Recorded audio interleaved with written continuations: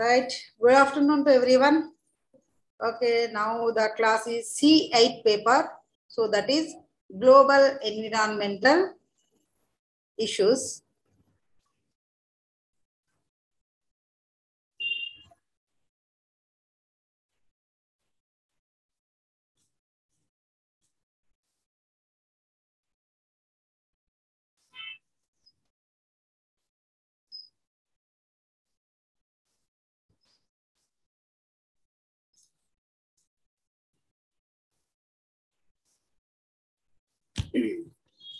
Right. So the topic is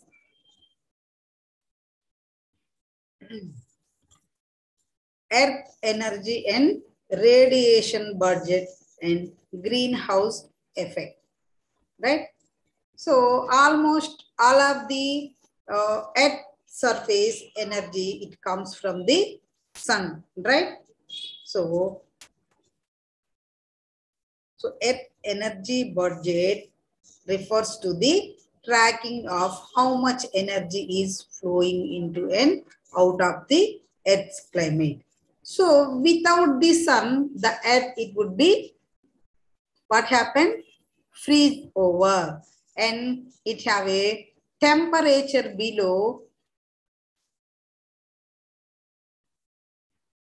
how much? Minus 260 degrees Celsius, right? So the energy entering, reflected, absorbed, and also emitted, right? Emitted by the Earth system.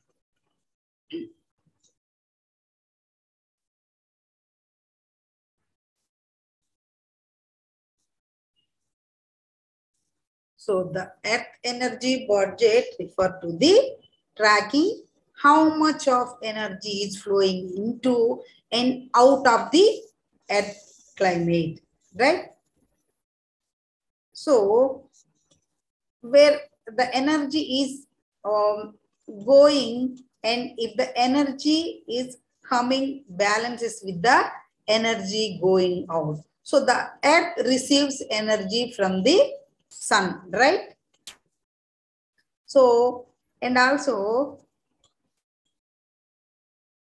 so that is reflect and radiates energy that is back into the space.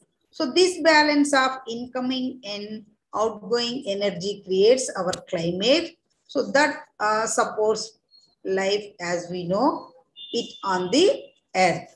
So the law of conservation of agency states so that energy, it can neither be sorry, created nor destroyed. So, but it can be transformed from one state to another. So, energy from the sun is delivered as light energy, and some of that energy is used to warm the earth. And the differences in densities of air, water. So between warm and cold regions of the atmosphere and oceans, that is include currents. So heat also drives the, what is it? Evaporation. So evaporation of the water from the oceans and drives the water cycle, right? So sunlight energy is converted into chemical energy through, what is that? Photosynthesis, and also stored as biomass, right? So all of the energy that warms the atmosphere, oceans, and also land, it must be radiated back into the space in order to maintain our current climate. So if the amount of energy radiating back into space that is decreased by even a very small amount, so it can lead to warming. So it is believed that increasing level of carbon dioxide, so in the atmosphere, it has greenhouse effect of reducing the amount of energy that is radiated into the space, right? So reflected. Reflected means, for example, you think about mirror. So you think about you looking in a mirror. So, and you see your image reflected back to you from the mirror, right? So, and in this sense, some of the radiant energy, right? Some of the radiant energy that is entering Earth atmosphere from the sun. So is in fact reflected back, right? So if we think about the sun, here is atmosphere and some clouds in the atmosphere. We have some solar radiation. So that comes through, we have some solar radiation. So that is reflected back out into the space, but not just from the clouds, but also from the dust and also dirt in the atmosphere. So the dust and dirt in the atmosphere will also reflect some of that radiant energy back out, while some is getting through and going all the way down to the earth surface, right? So that is reflected. And then next, absorbed. Absorbed means that there is an energy transformation, right? Absorb means energy transformation. So, and this energy transformation is going to be radiant energy to, what is that? Thermal energy or heat energy. So, which is absorbed by the surface of the earth, right? So, you see here, incoming solar radiation.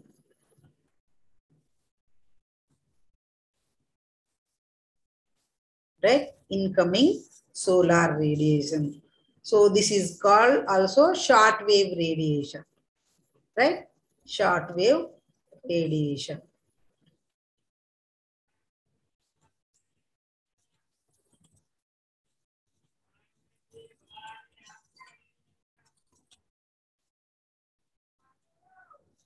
Right? Most of the incoming energy is in short wave, right? So from such as ultraviolet rays and visible rays. So from the sun ray, from the earth climate system. So some of this incoming radiation that is reflected off clouds. Some is absorbed by the atmosphere and some passes through to the earth surface. So approximately 51% of the solar radiation is shrinking the earth, and its atmosphere is absorbed at the earth surface, right? So the atmosphere absorbs 19% of incoming solar radiation, and the remaining 30 is reflected back into the earth space. So the shortest wavelength of solar radiations, those are absorbed by molecules in the upper and middle atmosphere, right? So you can see here. So in this picture, we can find incoming radiation and outgoing radiation. So this yellow, right? This yellow, this is arrow mark.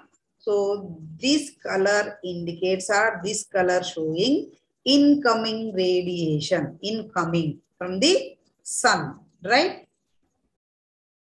And this red color arrow shows outgoing, right? Outgoing energy. So now I can explain about this picture briefly, right?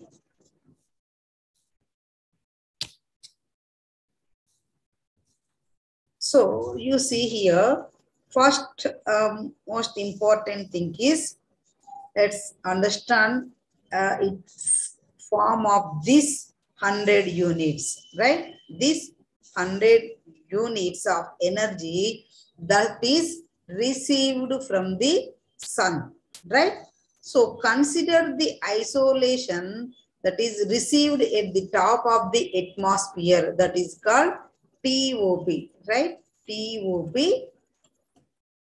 top of the atmosphere is 100 units. You see here. So the top of the atmosphere is 100 units.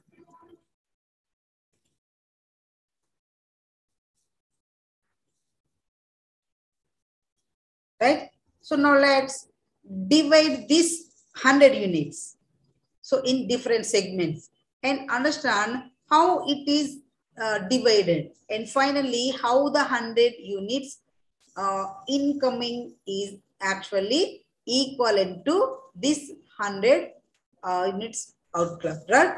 So while passing through the atmosphere, here what happened? So there are these processes such as reflected and scattered and absorbed. So all these process happens here, right? So roughly what happened in 35 units, right? 35 units. Now remember this out of 100, right? This out of 100, these 35 units are reflected back, right? So what is left is 65 units, right?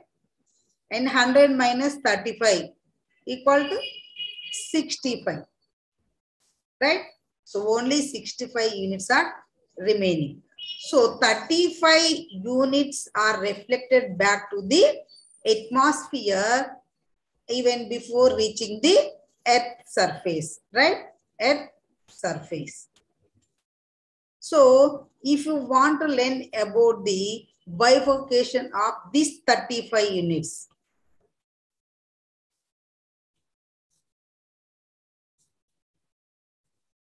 right? These 35 units, not 100. So 100 minus 35, remaining 65.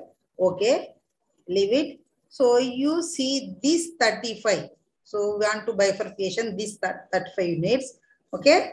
So 6 units are scattered into the space and 25 units are reflected.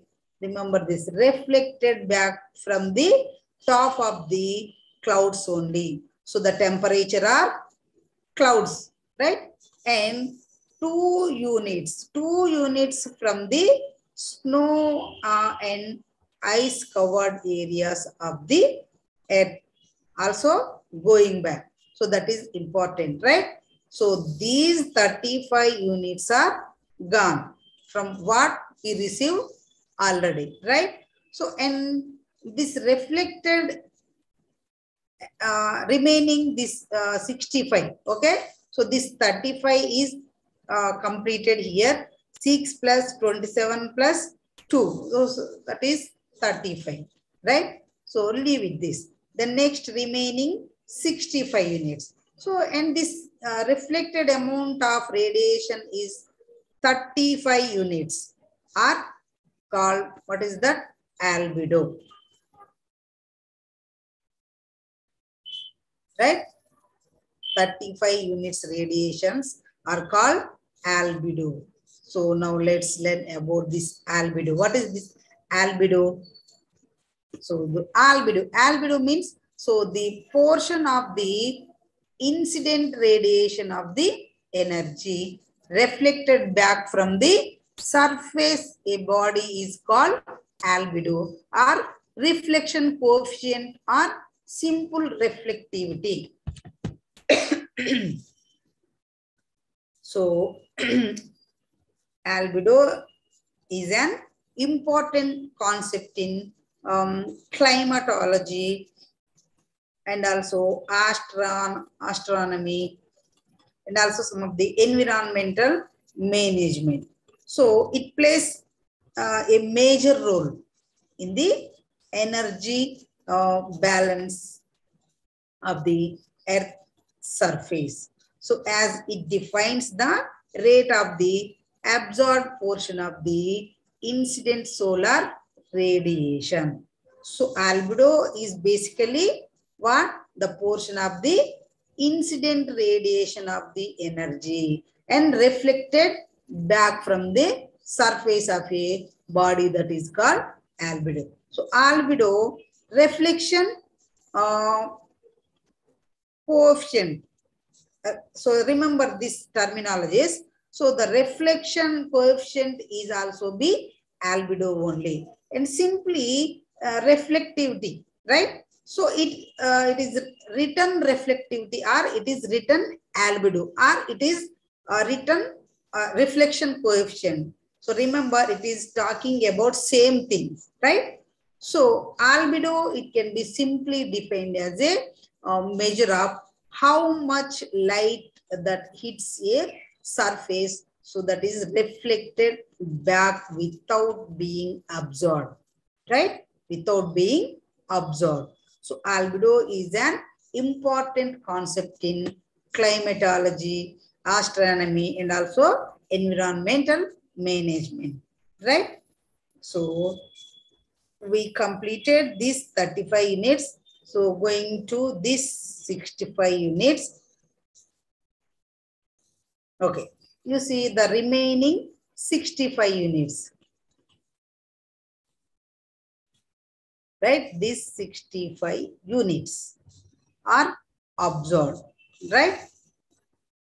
So because 35 units are already gone. So out of these 65 units, remember 14 units are absorbed within the atmosphere itself. And so when it is reflected back 35, so the remaining 65 is there.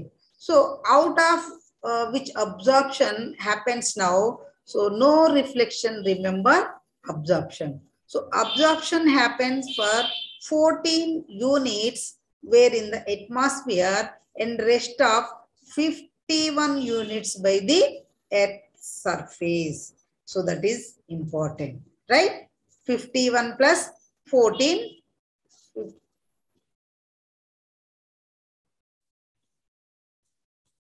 right? 51 plus 14, that is 65, right? So because what reaches finally the earth is, that is 51 units. So it is obviously reflected back this 51 units only. So these 51 units are radiated to the space in the form of terrestrial radiation, right? Terrestrial radiation. So this is what we say, the terrestrial radiation. Now this terrestrial radiation, what we need to learn out of this 51, right? This 51 units, what is the bifurcation for the 17 units? 17 units are radiated back to the space directly, right? And what is the remaining out of 51? 17 are radiated back and 34 units are left, right? So these 34 units which are absorbed by the atmosphere while they're going back, right? So remember, atmosphere is very interesting. While it is talking in get something, while it is given out, it is also get something. So as both these stages, incoming stage as well as outgoing. So outgoing stage, that is atmosphere actually absorbed. So now out of these 34 units, right? Out of these 34 units,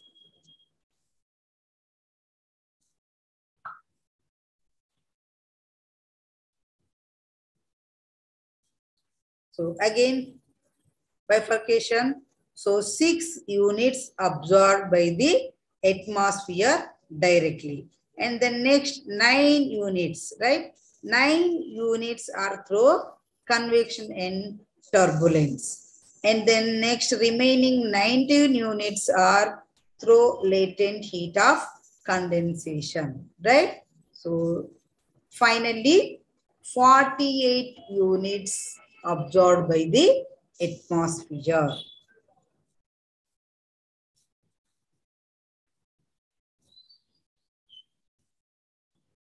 Okay, right? 48 units are absorbed by the atmosphere. If you are looking in the total. So where you remember the first, so the 14 units, so from this out of 48, so these 14 units from the insolation and 34 units from the terrestrial radiation, sorry. So the atmosphere is the greatest absorber, right? Greatest absorber. So this is important. So the total 48 units of the solar insolation is single-handedly absorbed by the atmosphere itself. And also the same amount is reflected back to the space, right? So the total radiation that returning from the earth and the atmosphere respectively, so that is 17, right? So remember now 48 is coming from the atmosphere, right? And 17 is going back into the space. So total, what is that? 17 plus 48 equal to 65 units, right? So now you come back to the same 65 units where it started, right? So this is the balance between 65 incoming as well as 65 outgoing. So the total 65 units are received from the sunlight. So this balance sheet is called heat budget or heat balance, right? So now what we need to do is make summary. So in this summary was what was the incoming and where were the expenditures, right? You see the pictures here.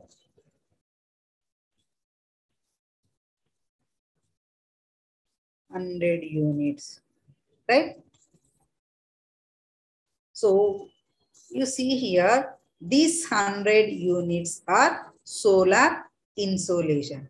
So now look into this green arrow, right? So what you see, 65 units reaches the earth surface. And now 65 is what happened here. So in that 65 units, 14 units are absorbed by the atmosphere and 51 units who absorb earth, right? So now from this 51, right? So these 51 units, what we learn is 17, right? 17 is given back. So remaining this 34, right? So these 34 units are absorbed by the atmosphere and this 14 absorbed by the atmosphere, right? So this total absorbed by the atmosphere is how much? How much? 48 units. This 48 units, right? 14 plus 34 equal to 48 units, right? 14 plus 34, 48 units. So now this 17. So 17 is already going back, right? So how much is left going back is 48 is there. So it is finally going back to space. So 48 plus 17. 48 plus 17 again, we have how much? 65. Right? So this 65 units. This 48 plus this 17. 65. So entire this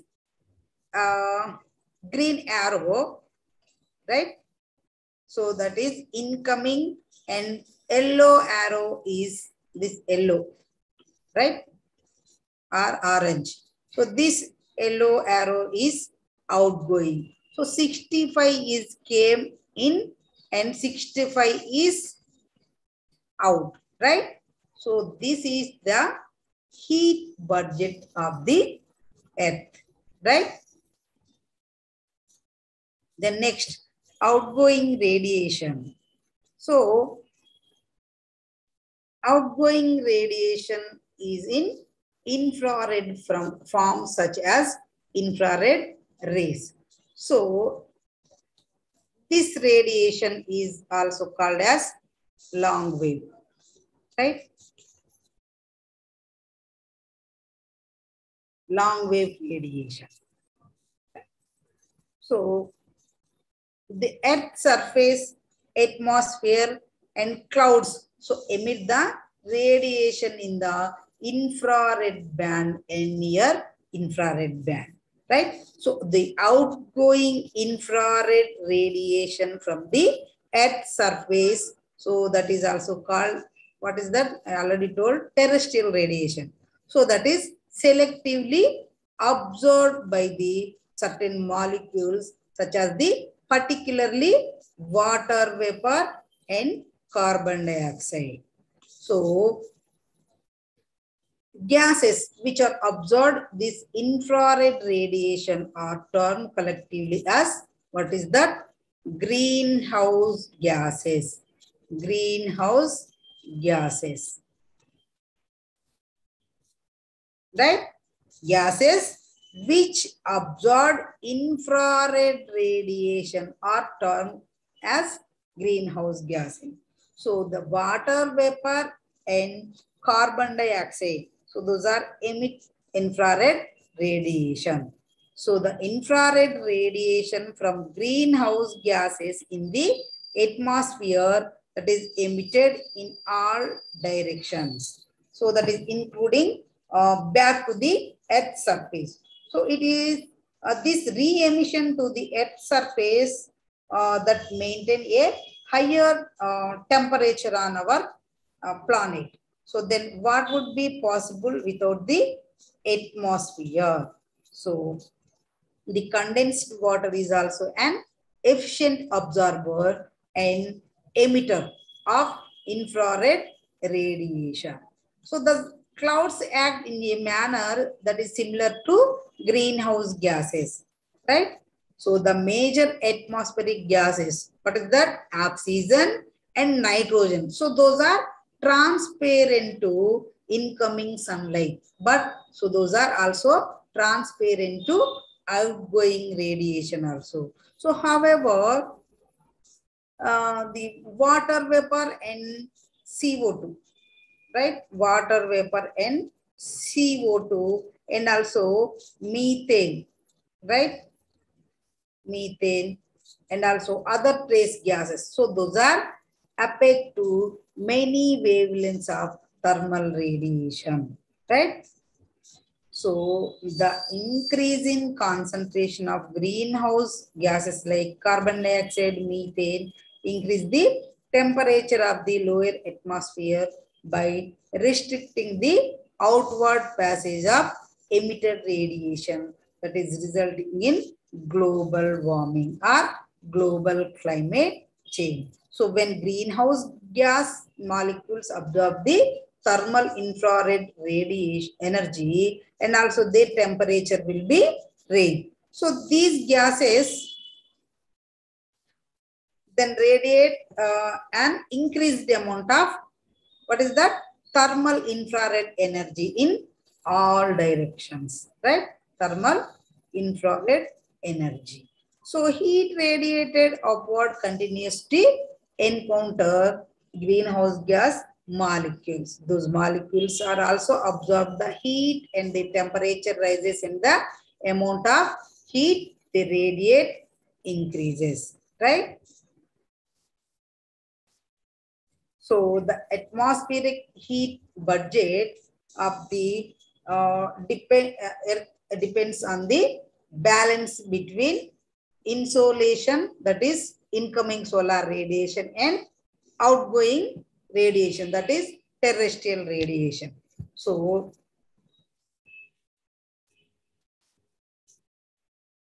the Earth radiation budget is the balance between incoming energy from the sun and the outgoing long wave and reflected short wave energy from the Earth. So this is the Earth energy budget and radiation budget, right? So wait, I will upload another PPT.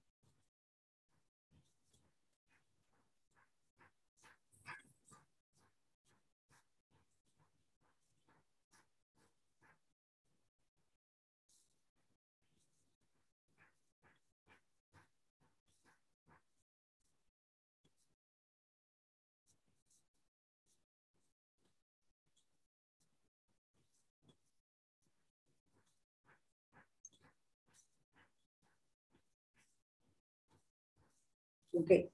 The next topic is sea level rise. So what is sea level rise?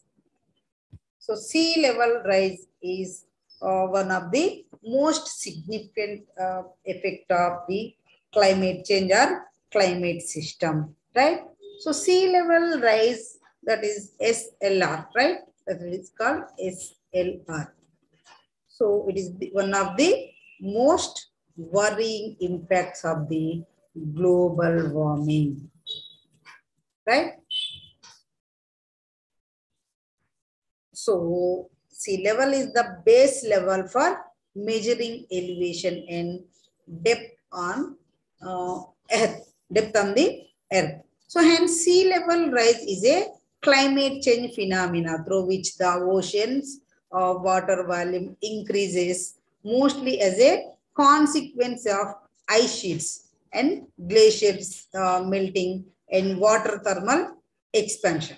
So as a consequence of sea level rising and coastal life around the world, that is threatened, and adaptation policies that is need to be developed to avoid further and faster catastrophic impacts, right? So this is the definition of the sea level. A sea level rise is an increased global mean sea level as a result of an increase in the volume of water in the world's oceans. So climate change has a significant impact on the sea level changes. So it means all these attributes are going to be impacted in one way or the other way, directly or indirectly, right? So if you see here, you're observing this coastal flooding, right?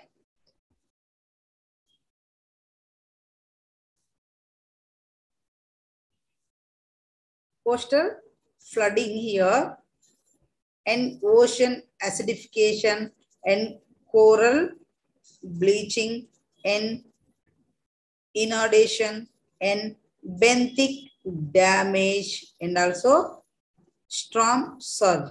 So all these factors are directly or indirectly related to the sea level changes. And why we were worried? Because it has been observed that, so due to extreme climate change, due to the extreme global warming, the level of the sea is rising, and it's going to further rise ahead in the coming term. So that is one important point where we are also concerned about it. So now let's elaborate further more details. You see.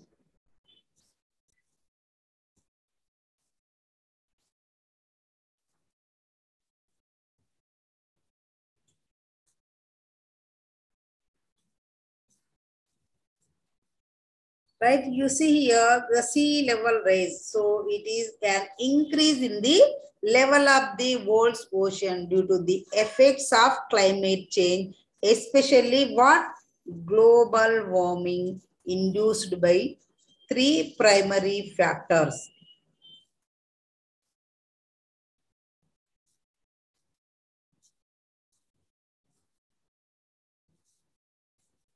Right? So what are the three primary factors? First one is thermal expansion, and second one is melting glaciers, and third one is loss of Greenland and Antarctica's ice sheets, right? So these three are primary factors, and first one is thermal expansion.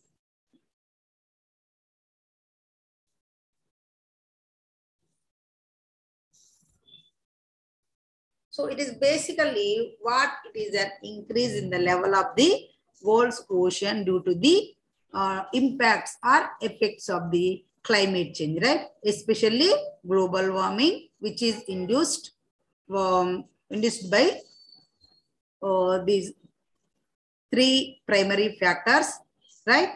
So first one is thermal expansion. So what is this thermal expansion? When water heats up, it expands. So about half of the sea level rise over the past 25 years is attributable to warmer oceans simply occupying more space, right? So when water heats up, what happens to the this water? So it expands. So when it expands, what will happen? About half of the sea level rise over the 25 years, past 25 years is going to be attributed to what? Warmer oceans, right? Warmer oceans. So it means expanding and it is occupying more space, right? So one is the sorry. One is the thermal expansion part that is giving rise to the sea level rise, right? So then next, second one is melting glaciers. Higher temperatures caused by the global warming have led to greater than average summer melting of large ice formations like mountain glaciers, as well as diminished snowfall due to later winters and earlier springs. So that creates an imbalance between runoff and ocean evaporation that is causing sea levels to rise. So it is very commonly understood by all of us. So that if glaciers melt due to rising temperatures, right? So what will happen? There will be a rise in the sea level automatically. So why? Because what happens due to the large areas of ice or snow which is melting. So it will lead to the diminishing of the glaciers, and at the same time what will happen? It will change the seasonality and seasonal patterns. So that is snowfall due to later winters, right? Later winters and earlier springs. So that is related to the climate change. And also what happened? It leads to an imbalance between the runoff and ocean evaporation. So now remember, runoff is related to the surface water, right? Surface water. So that is brought from the river to the ocean. And when we say runoff and ocean evaporation, if this balance is reduced or if this balance is actually disturbed, so it means that if there is more runoff and if there is less evaporation, right?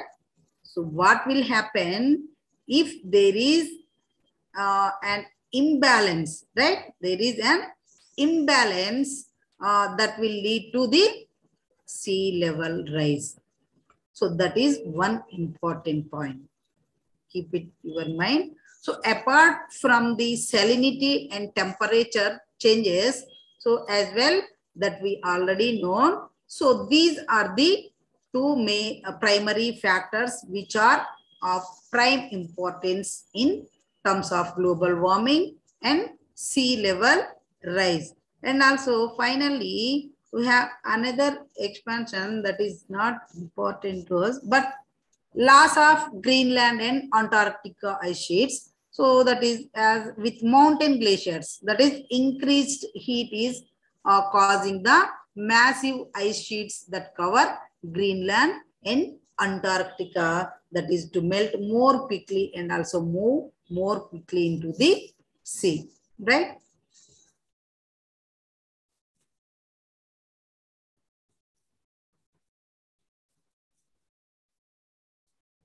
So you see here melting ice plus thermal expansion, that is equal to sea level rise, right? So you see some of the pictures and before and after, right? So you see here in the year of 1941, so how it's look like. So snow is covered all of here, right? Then in the year of 2008, so you see here, love here, water occupying this area, right? So melting of glaciers, how look like here from 1941 to 2008, right? The next, impacts and effects of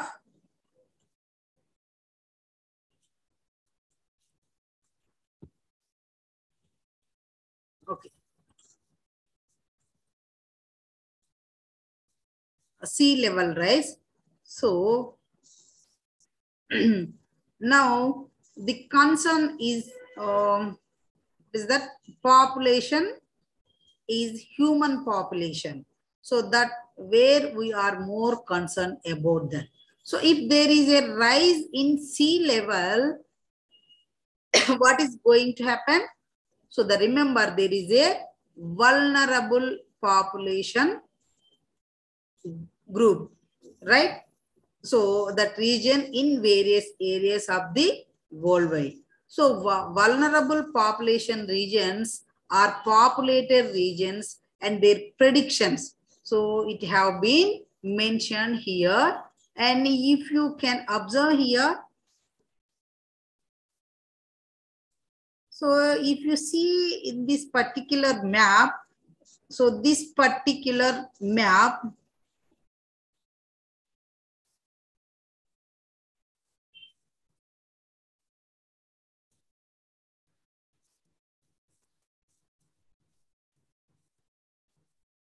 right? So this coastal part of in India, so which is heavily populated. So then again, Southeast Asia. You see here.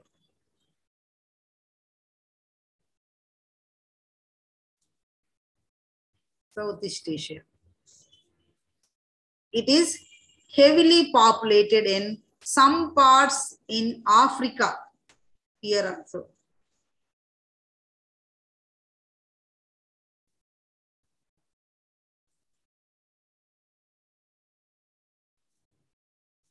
In some parts of in South America.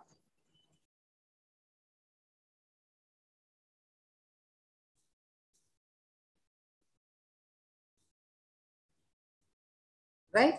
So, and also some parts of North America also. Right? Here.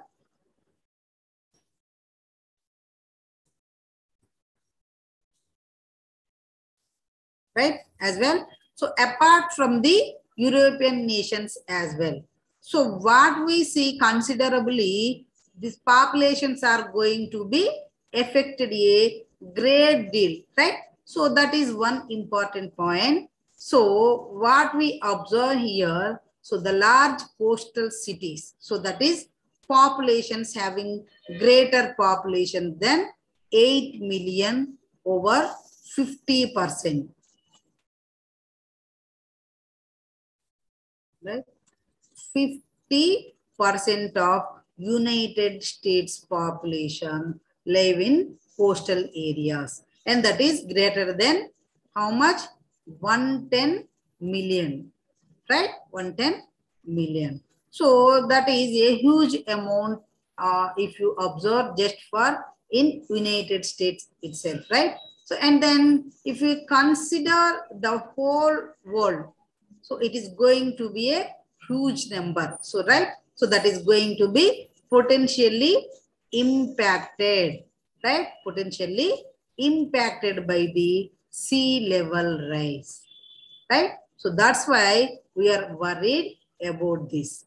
So if you observe highly populated delta regions of the world, so the vulnerable, so to what it means? Sea level rise, right? So if delta regions of the world, those are to be considered, the mean sea level rise is going to the impact. So you see what are going to be the impact? Some coastal regions more susceptible to the storm surges, right? Storm surges and also flooding and beach and coastal erosions. So this is going to be impacted, disruption of activities, danger to life and also infrastructure damages. So these are the potential threats to us, our population. So then 1 meter rise in mean sea level, it would be enable 15 years.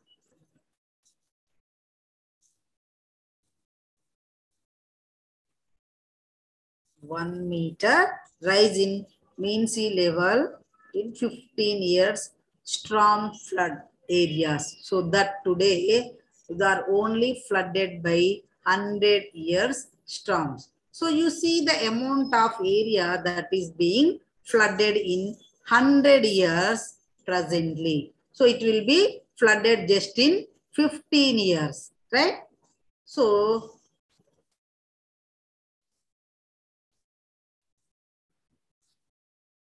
here you see.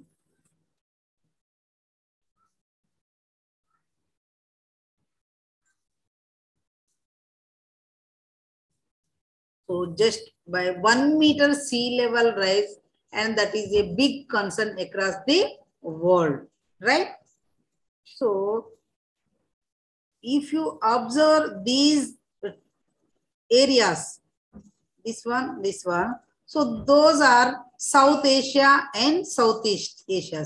So which is going to be the most vulnerable group apart from some parts in Europe and also some parts in Americas as well.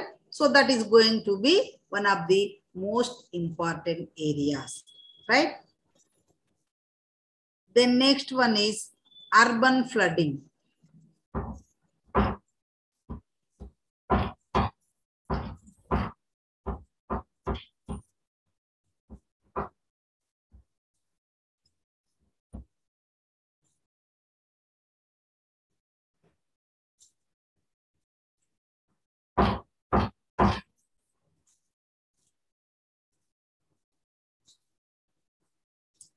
right? So effects of sea level rise. You see here some of the pictures and urban flooding.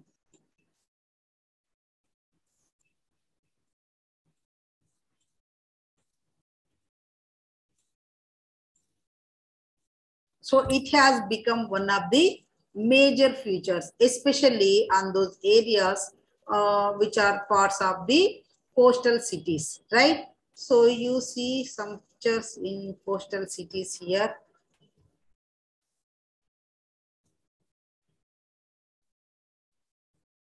Right? So because of storm surges and also because of the drainage or waste or sewage systems, so that are now contaminated. So we see lots of urban flooding happening as well in future, and flood damages, it would increase up to 58% for the 30 centimeters rise even in sea level, and we are expecting by the year of 2100, how much expecting? So that is 30 inches of rise, right? 30 inches.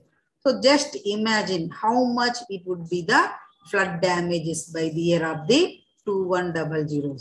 So at this particular rate, so that is the concern related to vulnerable populated regions across the world.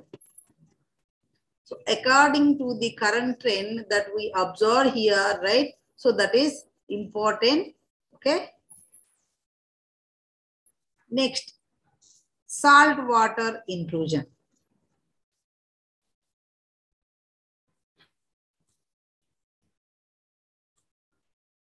Right? Salt water intrusion.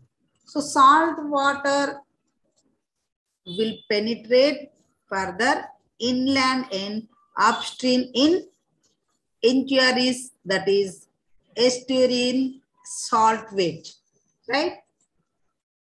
So what you see, salt water intrusion. So that is going to be the major threat, right? Major threat. So what will happen, the estuarine area, remember the estuarine area where you have river, what is that estuarine area? It means, so you see here, some of the, this is ocean, right? Ocean.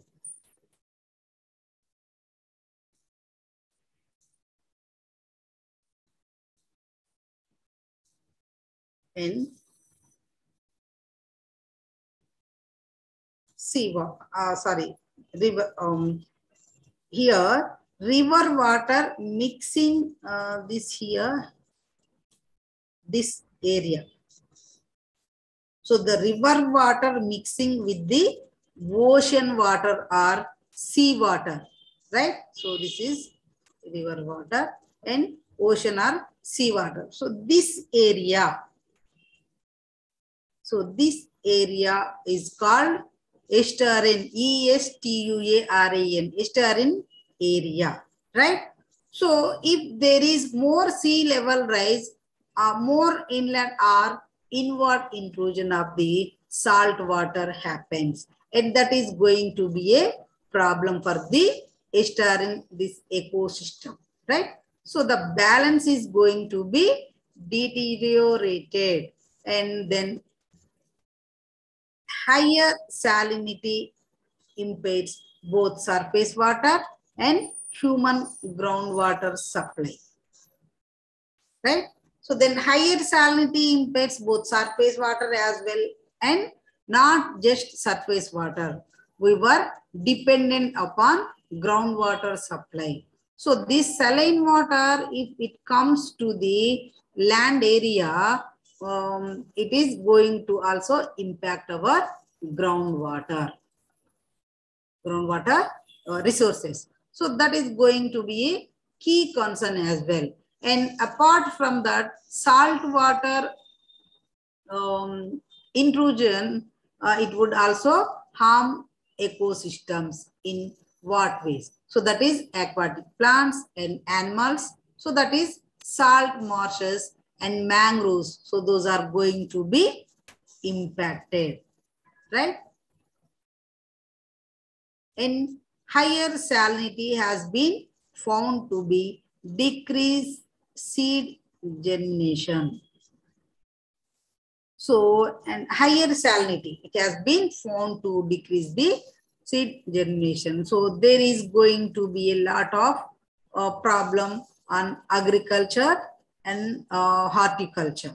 So, then flooded agriculture.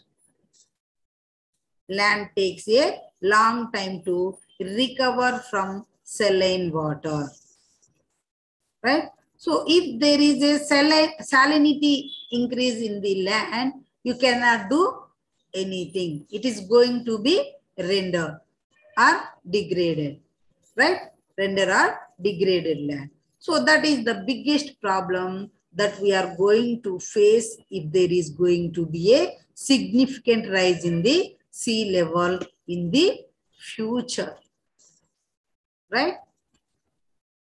So this is the saltwater intrusion. And next, Greenland and Antarctica ice sheets. So the Greenland and Antarctic ice sheets, these are some of the biggest concern for the longer term sea level rise. So with an area of 2.16 million square kilometers and also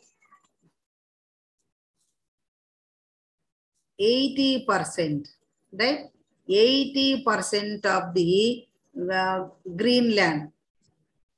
So that is covered by the ice cap, right? Ice cap. With a population of more than 57,000 people. So the Greenland's ice melted more last year than any year before. It has been found that in the year of 2019. So the Greenland lost about 532.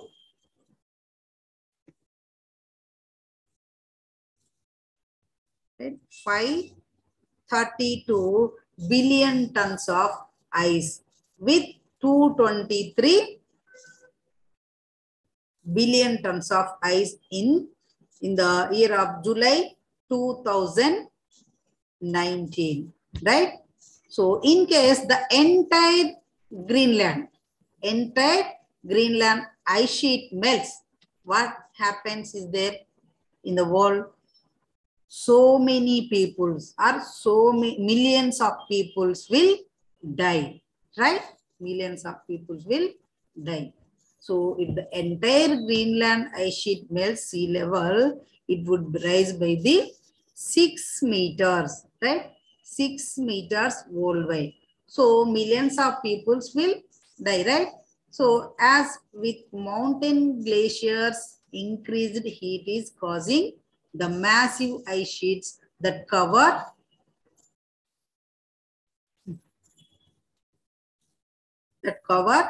Greenland and Antarctica, that is to melt more quickly and also more quickly into the sea. So remember, if the areas of these particular continental ice sheets, so those are exposed to intense heating, what will happen? It will add more volume of water to the sea. So thereby changing the sea level, right? So the IPCC, right? IPCC, that is released as a special report on ocean and cryosphere, right? So the cryosphere means it contains the frozen parts of the planet. It includes snow and also ice on the land, and also ice caps, glaciers, permafrost, and also sea ice. So in this changing climate, so which underline these their changes, it is taking place in oceans and also glaciers and ice deposits on land and sea. So that is where the concern came from this particular report by the IPCC. So what does it says? This IPCC report expects that oceans to rise between that is 10 to 30 inches by which time? I already told 2100, year of 2100. So almost in the next 80 years,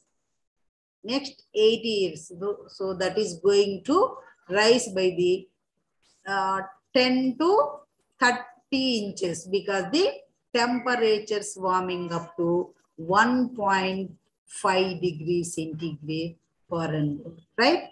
So if there is 1.5 degree, that is rise in temperature, it will lead to about 10 to 30 inches rise in the oceanic area across the worldwide.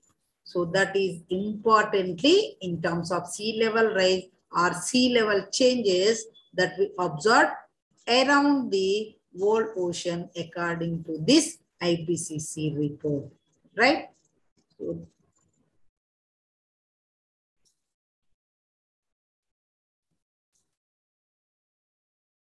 okay. The next, problems not directly climate change. Okay, so problems not directly climate related, but they are problems, right? So what are those?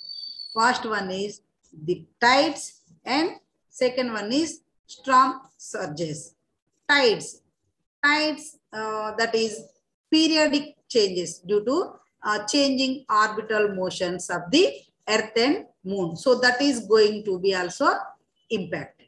And storm surges. So storm surges like atmospheric effects, those are also going to be there. So inverse barometer and tropical storm or hurricanes surges. So these are going to be a part of these impacts. So which are not directly related to the climate, but there is a impact. Remember this, right? So then wind stress driven surge is also going to be the impact. So then further what we see is directly, this is not directly and this is directly climate change impacts. So those are isostatic, eustatic and steric, right? So isostatic means what is the isostatic level changes, which we have already discussed in details in isostatic morphology. So that is vertical movement of the land. Remember this, vertical movement of the land. And eustatic means that is changes of total sea water mass, right? So that is going to be impact is as well. And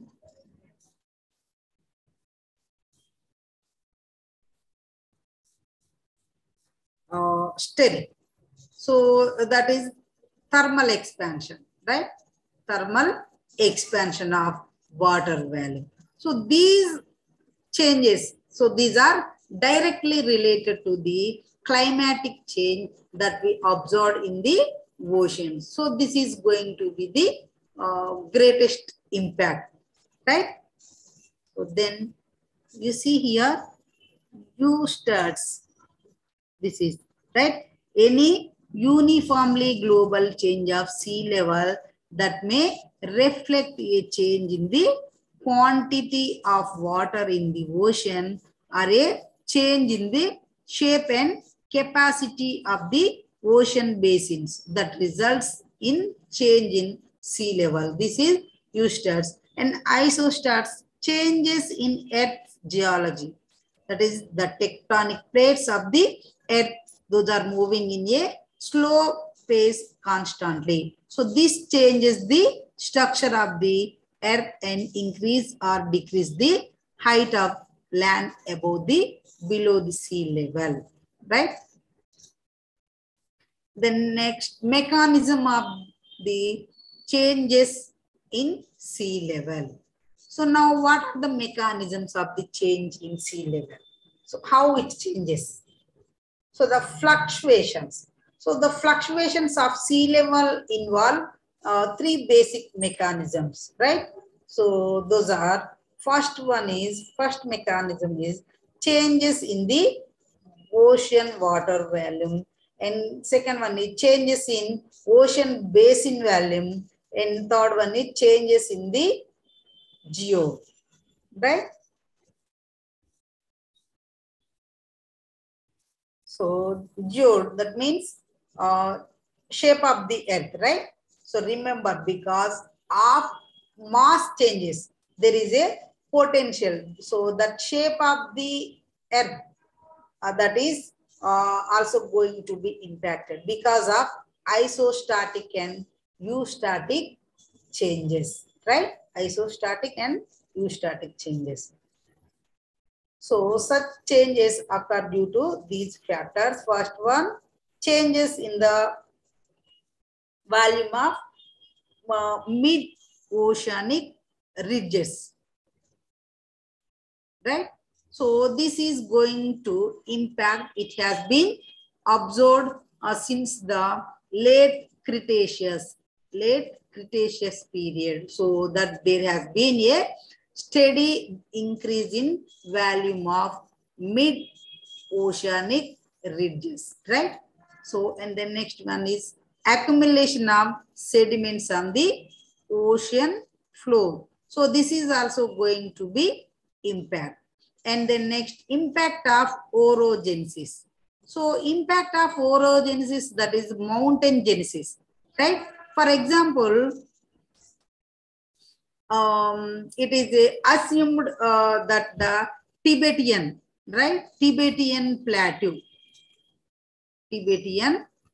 plateau, so that is made up of crystal layers of twice the average thickness, and it is going to produce a fall of global sea level by 26 meters due to increased volume of ocean basin. So this is going to be balance check. So balance option for orogenesis are, remember, this is going to be a global change in isostatic levels, right?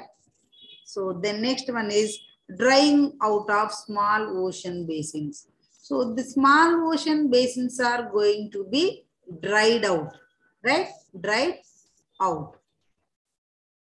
For example, an analogous evidence of this desiccation and sea level rises found in there. So in case of the southern part of the Atlantic Ocean. So if you observe in that a nascent stage, so in the early stage, what happened in Cretaceous period when the isolated ocean basin is dried out. So this led to a rise in sea level because of water of southern part of the Atlantic Ocean returned to the water body of the surrounding areas. So if there is going to be local ocean basin changes, so that can be part of the mechanism or the factor for these changes. So we have all these major planetary process that is related to what is that? Geomorphology. So that are going to impact the entire scenario of how the mass in volume is distributed across the world, that is related to water, that is going to be major issue in the future. The next, geoidal effect hypothesis. So this hypothesis was a model developed in the year of 1970s by the geophysicists and many geomorphologists. So who predicted that 6 ocean basin zones? So which witnessed Holocene sea level change? Holocene sea level change. Remember, the last glacier maximum coming from Holocene sea level change. That is due to both isostatic as well as geoidal changes. So, however, the sea level changes due to this geoidal impact is still not proved, but there is a kind of hypothesis that tries to say that, if there is change, it is going to impact due to the isostatic change, right? So the isostatic changes and then ocean basins. So those are going to be impacted in the geoidal. So that is our earth shape that is going to be impacted, right? And then next one, last one is short-term changes in the global sea level. So that is going to happen, that is 5 to 6 centimeters in the sea level is observed in what is the year? 1 year, for 1 year.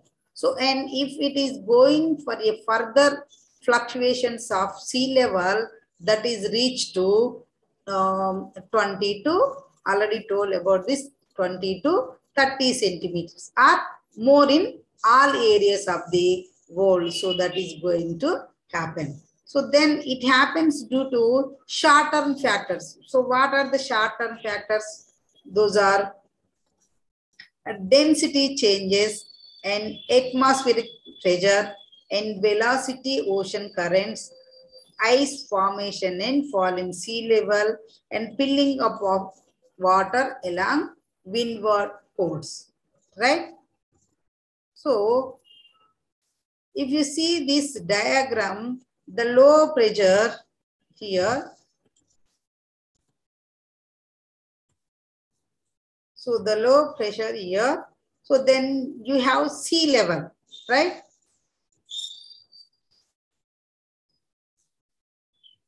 This one, sea level here. So upward movement of air current, upward movement, right? This upward movement. So air current, and this is the local changes that happens here. So, and then the sea level rise, right? So the sea level rise here and sea level fall. So this is going to happen in the direction of,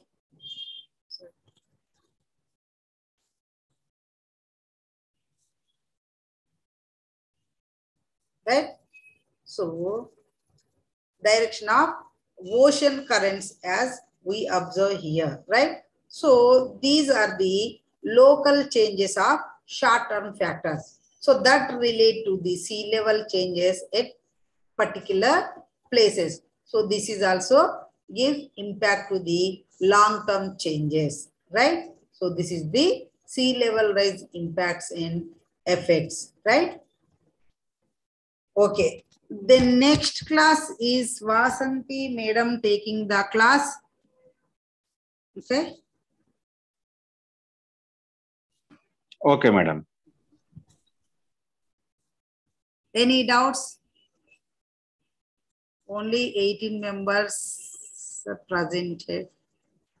Remaining, what will happen? Okay. Any doubts? No, ma'am. Thank you, madam. Okay, thank you. No, madam. No, madam. Thank you.